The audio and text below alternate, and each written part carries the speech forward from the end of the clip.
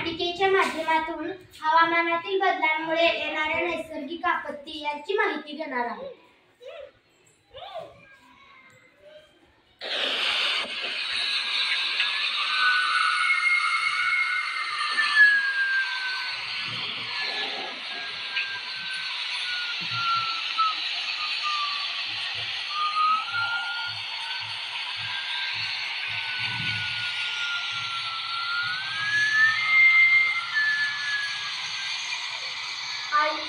आई बघ ना गाई, किती मोठा पूर आलाय गाई. तुला फार भीती वाटते गाई.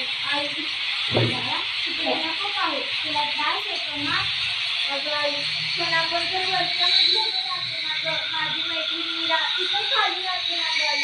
ती कुठे गेली असेल ग, ती काय करत असेल ग. अहो हे पहा, आपल्या कानाली बाईकची सायकल वाहून चालली. ती कुठे असेल बिचारी. बापरे, हे सगळं किती भयंकर आहे. एवढा पूर तोही अचानक पडते. बाबा काय झालं बाबा? बाबा सांगा ना बाबा. बाबा, तुम्ही लहान असतानाही असाच पूर यायचा का? एवढा पाऊस पडायचा का? बाबा सांगा ना. नाही बाबा, हे अचानक झालेलं नाही. या आजच्या परिस्थितीसाठी आपणच नाही आम्हीच जबाबदार आहोत. तुम्ही कसे काय बाबा? बाबा सांगा ना बाबा. बाळगीता कोण आहे? मी निसर्ग देवता. चल मी तुला समजासे. निसर्ग देवता म्हणजे एंजल ना? एंजल का? कारण निसर्ग देवता आपल्याला भरभरून देतो, कधीही परतीची अपेक्षा करत नाही. म्हणजे तू एंजलच झालीस ना? हो ठीक आहे, तू मला एंजल म्हणू शकते. चल मी तुला काही काळ मागे नेते. काही काळ मागे? कुठे, कधी आणि कशासाठी? 300 वर्षापूर्वी आपली पृथ्वी कशी होती ते मी तुला दाखवणार आहे.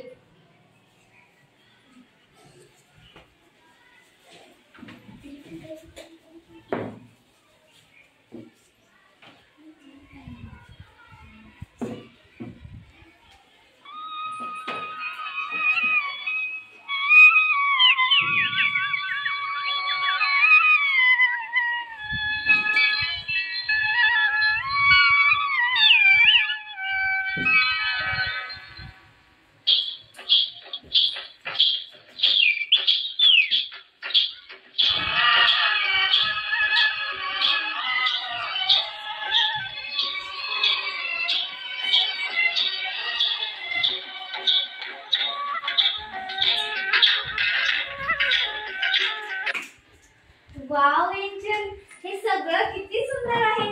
झाडं तर किती हिरवीगार दिसत आहेत. या निसर्गाच्या सानिध्यात मुलं किती आनंदाने रंगली आहेत. मी हे असं कधीच पाहिलं नव्हतं एंजल. पण पुढे काय झालं? पुढे मानवाने औद्योगिक क्रांती घडवून आणली आणि विज्ञानाची संगत केली. त्याने जणू विज्ञानाच्या वाटेवर चालण्याचा जणू ध्यासच घेतला. मग विज्ञानाचा ध्यास घेणे ही गोष्ट चुकीची आहे का? नाही बाळा, मानवाने विज्ञानाच्या वाटेवर चालावं. पण तुला माहितच आहे ना, अति तेथे माती. ऐक, ते बघ गावकरी लोक. अहो गाड्यांनो, बघा, तेव्हापासून शहरामध्ये उद्योगधंदे कारखाने चालू झाले आहेत. तेव्हापासून आपल्या गावामध्ये काही राहिले नाही बघा. खरा म्हणतोय, जेव्हापासून शहराकडे कारखाने उद्योगधंदे निघालेत ना, तेव्हापासून काही कामच भेटे ना. आपल्यालाही आता शहराकडे काम बघायला हवे. बघानो, कुठे जात आहेत? इथंच आपले शेत आहे, तिथंच कष्ट करा, शेती करा, इथेच खावा. कुठे ते शहराला जाता? अहो बाबा, इथे शेतामध्ये मरण्यापेक्षा तिथं शहरामध्ये थोड्या कष्टात जास्त पैसे मिळतील ना. चला गाड्यांना, आपण शहराकडे जाऊया. अरे जाऊ नका रे, थांबा. अरे थांबा रे. हे बघ, अशा प्रकारे गावातील सर्व लोक शहराकडे निघू लागले व शहरात लोकसंख्या वाढू लागली व लोकसंख्या वाढल्याने जागा राहण्यासाठी अपुरी पडली. मग आले वृक्षतोड. चलो भाई, रहने के लिए जगह नहीं, क्या नहीं, यही पेड़ काट के अपना घर बना लो. चलो भाई, काटने के शुरू करो. मत काटो रे पेड़, पेड़ है ये तो है भगवान. मत काटो रे पेड़, पेड़ है ये तो है भगवान. इसकी रक्षा करके तुम भी बन जाओ बागवान. तुम बन जाओ बागबान।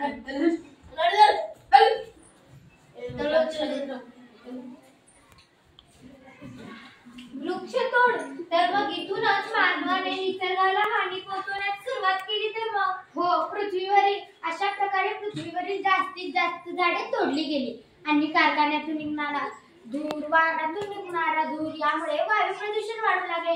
मग आले ग्लोबल वॉर्मिंग। ग्लोबल वॉर्मिंग ते काय असतं? ग्लोबल वॉर्मिंग म्हणजे पृथ्वीच्या तापमानातील वाढ। ऐक मॅडम काय सांगतात?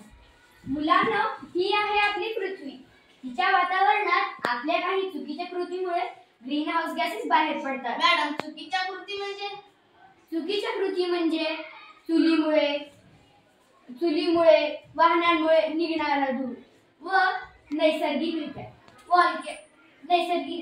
म्हणजेच व्हॉल्कॅनो।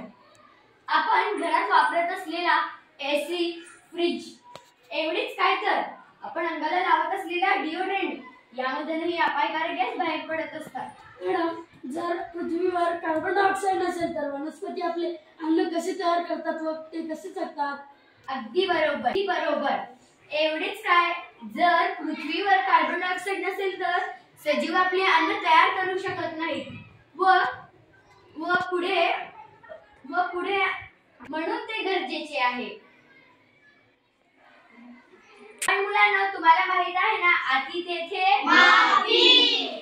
हो, या उष्णतेमुळे वातावरणात अनिश्चित बदल घडून येतात। अवकाळी पाऊस व असा महापूर येतो। एंजल, वातावरणातील बदलांचा एवढा परिणाम होतो का त्यामुळे कुठे पूर येतो? मी तर हा पूर अनुभवलेला आहे, मला तर फार भीती वाटते त्या पुराची। एवढंच नाही बाळा, यापुढची परिस्थिती आणखीन वाईट आहे। ऐक मॅडम काय सांगतात? मुलांना, पृथ्वीच्या तापमान वाढीमुळे पृथ्वीच्या ध्रुवावरील बर्फ वितळत आहे। पण मॅडम, त्या उतरलेल्या बर्फाचे पाणी नदीला मिळेल ना? बरोबर आहे बाळा, पण हे पाणी थोडे नाही, हे पाणी समुद्राच्या पाण्याच्या पातळीवर दिवसेंदिवस वाढत आहे। पण मॅडम, याच्यावर उपाय काय? व त्यापुढे समुद्रापाशी राहत असलेले देश व शहरे यांना धोका होऊ शकतो व त्यापुढे आपली पृथ्वी बुडूनही जाऊ शकते।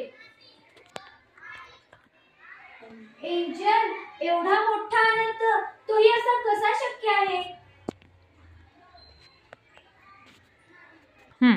बाळांनो, मनुष्य जेव्हा निसर्गात आला तेव्हा त्याला भरपूर संसाधने मिळाली, पण तो स्वतःच्या हव्यासापोटी निसर्गाचे पूर्ण चक्रच बदलावून टाकले। व मुलांनो, यापुढे आपल्याला अनेक समस्यांना तोंडही द्यावे लागतात। मॅडम, यावर उपाय काय? पुन्हा एकदा तुम्हाला निसर्गाशी प्रेमाने वागावे लागेल। वृक्षतोड करू नका, अशा कृती करू नका ज्यामुळे तुमचे कार्बन फुटप्रिंट वाढेल। कार्बन फुटप्रिंट म्हणजे काय मॅडम? कार्बन फुटप्रिंट म्हणजे आपण रोजच्या कृतीतून किती कार्बन हवेमध्ये रूपांतर करतो, जसे की विमानाचा प्रवास, इंटरनेटचा वापर इत्यादी। यामधून अपायकारक गॅस म्हणजेच कार्बन डायऑक्साईड बाहेर पडतात। म्हणजे आजच्यापासून इंटरनेटचा वापर करायचा नाहीये, ऑफलाईन गेम खेळायच्या, जास्तीत जास्त विमानाचा प्रवास टाळायचा, हो ना एंजल? अगदी बरोबर आहे तुझं। खासगी वाहनांचा वापर टाळायचा, शक्य असल्यास इलेक्ट्रिक वाहनांचा वापर करायचा व जवळ जायचे असल्यास सायकलचा वापर करायचा। हो एंजल, आम्ही आमच्या शाळेत इको क्लबची स्थापना केली आहे। त्या माध्यमातून आम्ही आमच्या शाळेत तसेच गावात शिक्षक व पालकांच्या मदतीने झाडेही लावली आहेत। पृथ्वी आई आणि निसर्ग आई यांच्यासाठी आम्ही आमच्या आईसोबत झाडेही लावली आहेत।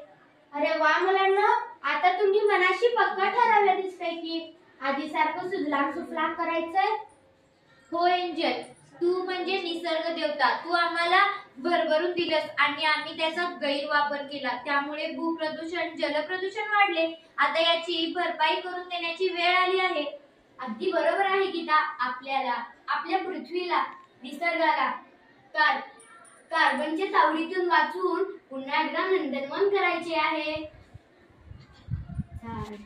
झाडे लावा, झाडे लावा, 1 2 3 नवे 5 5 लावा झाडे लावा 1 2 3 नवे 5 5 लावा 5 5 लावा. देशातल्या देशात विमानाचा प्रवास कशाला हवा समजून घ्या वायू प्रदूषणाचा निसर्गाला जावा झाडे लावा 1 2 3 नवे 5 5 लावा. सर्वच ग्रीन हाऊस गॅसेसला लांबच ठेवा प्लास्टिकचा वापर टाळून समस्या पळवा झाडे लावा 1 2 3 नवे 5 5 लावा.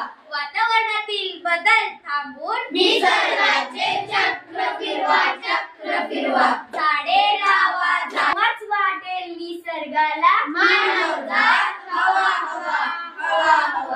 झाडे लावा 1 2 3